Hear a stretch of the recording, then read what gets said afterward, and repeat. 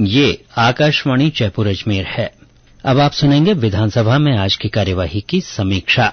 इसका आलेख तैयार किया है पत्रकार रघुवीर जांगीड़ ने और वाचन स्वर है शीला चावला का। राज्य विधानसभा में आज आपदा और सहायता मंत्री गोविंद राम मेघवाल ने शून्यकाल के दौरान राजधानी जयपुर में आए भूकंप पर वक्तव्य दिया। उन्होंने कहा कि जयपुर जिले में सुबह 4:09 से 4:31 के बीच 4 बार भूकंप के झटके महसूस किए गए। उन्होंने बताया कि इससे किसी तरह के जानमाल की हानि नहीं हुई है। उन्होंने कहा कि प्रदेश में आपदा होने की स्थिति में सभी जिला कलेक्टर और संबंधित विभागों से समन्वय स्थापित कर पीड़ितों को तत्काल सहायता पहुंचाने के लिए बचाव और राहत कार्य किए जाते हैं।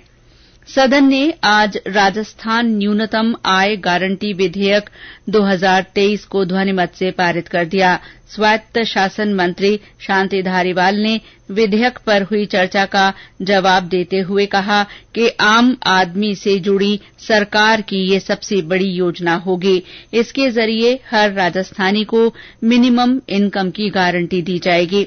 विधेयक के तहत राज्य के सभी परिवारों को हर साल 125 दिनों के रोजगार की गारंटी मिलेगी, जबकि वृद्धों, दिव्यांगों, विधवाओं और एकल महिलाओं को न्यूनतम 1,000 रूपये प्रतिमाह पेंशन मिलेगी। पेंशन में हर साल 15% की दर से बढ़ोतरी की जाएगी। पारित विधेयक में गारंटीकृत आय का अधिकार, गारंटीकृत रोजगार का अधिकार और गारंटीकृत सामाजिक सुरक्षा पेंशन का अधिकार है। सरकार का इस योजना पर हर साल 250 करोड़ रुपए के अतिरिक्त खर्च का अनुमान है। सदन में आज संसदीय कार्य मंत्री शांति धारीवाल ने राजस्थान सार्वजनिक परीक्षा भर्ती में अनुचित साधनों की रोकथाम के अध्युपाय संशोधन विधेयक पेश किया। इस पर भाजपा के बिहारी लाल और अविनाश ने विचार रखे। समीक्षा लिखे जाने तक विधेयक पर बहस जारी थी। इस विधेयक पर चर्चा के लिए सदन की कार्रवाई का समय भी आज 2 घंटे के लिए बढ़ाया गया। सदन में आज स्थगन प्रस्ताव पर बोलते हुए भाजपा की अनीता भदेल ने कहा कि अन्नपूर्णा फूड पैकेट के नाम पर सरकार ने लूट मचा रखी है। पहले राज्य स्तरीय और फिर मंत्रालय स्तर पर टेंडर करने की बात कही गई थी, लेकिन अब कलेक्टर के स्तर पर टेंडर किए जाएंगे। सरकार ने टेंडर में 50 करोड़ रुपए की बाध्यता कर अपने चहेतों को फायदा पहुंचाने की कोशिश की है। उपनेता प्रतिपक्ष सतीश पूनिया ने कहा कि अब अन्नपूर्णा फूड पैकेट योजना में भ्रष्टाचार की सोच हो रही है। आम लोगों की सरकार को कोई चिंता नहीं है। विधायक दीप्ति माहेश्वरी ने कहा कि योजना भवन में 2.5 करोड़ रुपए नकद मिलना सरकार के भ्रष्टाचार पर मोहर लगाता है। सूरजगढ़ विधायक सुभाष पूनिया ने सूरजगढ़ नगर पालिका अध्यक्ष पर भ्रष्टाचार का आरोप लगाया और कहा कि डीएलबी इस मामले में कोई जांच नहीं कर रहा है। इससे पहले प्रश्नकाल में सामाजिक न्याय और अधिकारिता राज्य मंत्री टीकाराम जूली ने विधायक गणेश घोगरा के लिखित जवाब में बताया कि डूंगरपुर जिले में पालनहार सहित अन्य योजनाओं में प्राप्त आवेदनों में सभी लोगों को लाभान्वित किया जा चुका है। जिले में पालनहार योजना में वर्ष 2018-19 से 2022-23 तक कुल 3,469 लोगों ने आवेदन किया, जिनमें से सभी लोगों को लाभान्वित किया जा चुका है। सामाजिक न्याय और अधिकारिता मंत्री टीकाराम जूली ने सदन में आश्वस्त किया कि भीलवाड़ा जिले के उपनगरपुर में क्षतिग्रस्त मकानों का सर्वे कराया जाएगा। वे भीलवाड़ा विधायक विट्ठल शंकर अवस्थी के प्रश्न के लिखित जवाब में बोल रहे थे। विधायक साफिया खान के प्रश्न के जवाब में ग्रामीण विकास मंत्री रमेश चंद मीना ने बताया कि वर्ष 2022-23 में मेवात विकास बोर्ड द्वारा अलवर जिले में 10 कार्य मंजूर किए गए थे और सभी कार्य पूरे किए जा चुके हैं। शिक्षा विभाग से प्राप्त सूचना के अनुसार उन 10 आवासीय विद्यालयों में कक्षा 6 से 8 तक के विद्यालय छात्रावास सहित संचालित हैं। उन्होंने ये भी स्पष्ट किया कि मेवात बालिका आवासीय विद्यालयों को कक्षा 9 से 12 के लिए क्रमोन्नत करने का कोई प्रस्ताव विचाराधीन नहीं है।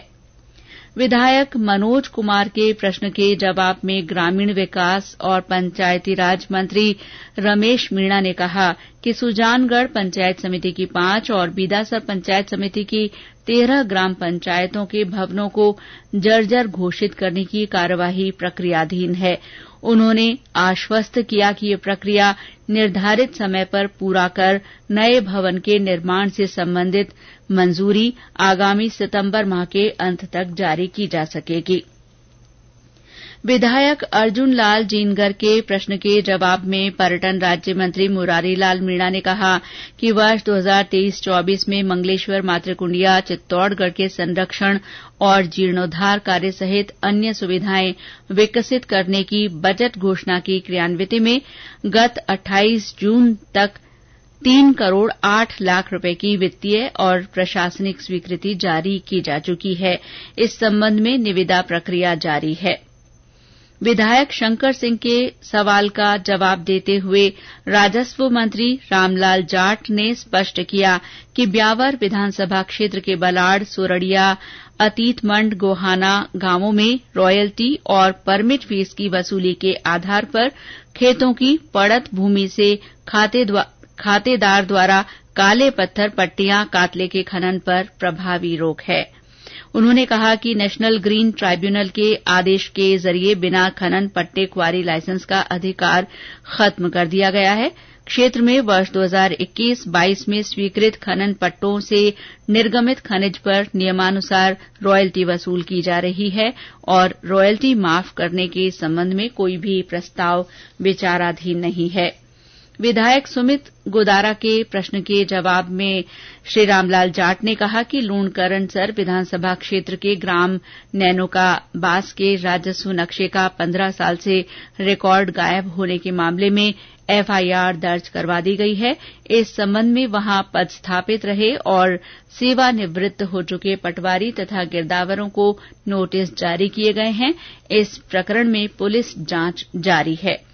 विधायक मंजू देवी के प्रश्न के जवाब में सामाजिक न्याय और अधिकारिता मंत्री टीकाराम जूली ने कहा कि आंगनबाड़ी केन्द्रों के निर्माण के लिए केन्द्र सरकार से वर्ष 2017 से 2022 तक कोई अनुदान राशि नहीं मिली है। संबंधित विभाग से निःशुल्क भूमि आवंटित हो जाने पर विभाग द्वारा वित्तीय संसाधनों की उपलब्धता के आधार पर किराए के भवनों में चल रहे आंगनबाड़ी केन्द्रों के विभागीय भवनों का निर्माण करवाया जाएगा।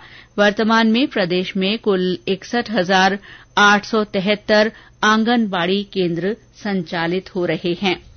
विधायक हीराराम के प्रश्न का जवाब देते हुए कृषि विपणन राज्य मंत्री मुरारी लाल मीणा ने आज सदन में स्पष्ट किया कि खेती करते समय किसान की दुर्घटना में मृत्यु होने पर राजीव गांधी कृषक साथी सहायता योजना तथा मुख्यमंत्री चिरंजीवी दुर्घटना बीमा योजना की पात्रता की स्थिति में आश्रित को सहायता राशि किसी भी एक योजना में ही देय होगी।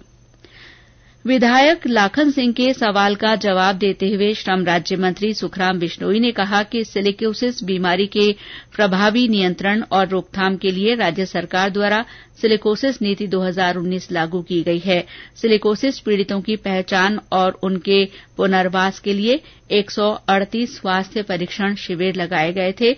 विधानसभा क्षेत्र करौली में परीक्षण में 3,410 श्रमिक इस बीमारी से ग्रसित पाए गए। इनमें से विभाग द्वारा 1,214 सिलिकोसिस पीड़ित व्यक्तियों को सिलिकोसिस प्रमाणीकरण सहायता राशि दी गई। उन्होंने स्पष्ट किया कि प्रमाण पत्र नहीं पाने वाले श्रमिकों को अपील का अधिकार है।